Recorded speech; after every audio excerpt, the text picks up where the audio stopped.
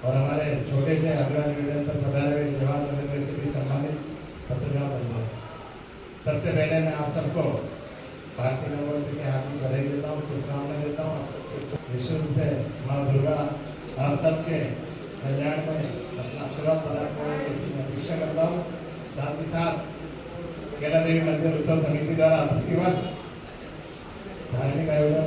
किए जाते हैं और चैत्र नवरात्रि में विशेष आयोजन प्रतिवर्ष होते हैं। इस बार आदरणीय उनके श्रीमुख से सुनाई जाएगी। निश्चित रूप से उसके पहले नानी भाई का मायना के माध्यम से एक और पहले भागवत कथा सच्ची दरबार की आदरणीय बाबूजी को नमन करते हुए और साथ में हमारे आदरणीय ललित जी, हमारे बंधुवर्ष की दुर्गेश जी और हमारे चेतन जी, आप सभी पत्रकार हमारे न्यूज चैनल्स और सोशल मीडिया प्लेटफॉर्म, आज जबकि चारों ओर एक क्रांति है जैसे मीडिया की और पत्रकारिता की, वहाँ पर जिस तरीके से आध्यात्म का जो वचन के हिस्सा ले रहा है उसको जन जन तक पहुँचाने का काम आप लोग कर रही हैं। इसलिए एक बार तहे दिल से स्वयं के लिए जोरदार से ताली बजा करके स्वयं का अभिवादन किया। आप सभी का एक प्यार और स्नेह ही होता है जिस कारण देवास की भूमि पर आने के बाद में ये इतने पत्रकार महोदय के साथ में बैठ कर के सबसे पहली कथा तो आपके साथ ही होती है। ये मेरा बड़ा सौभाग्य है कि देवास की भूमि पर आना और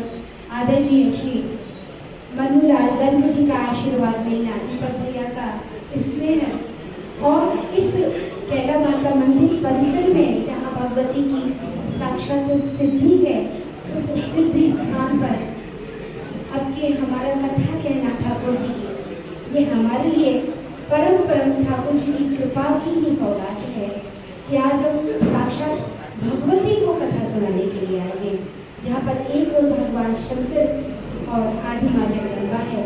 चारों ओर जो मंदिर परिसर ठाकुर के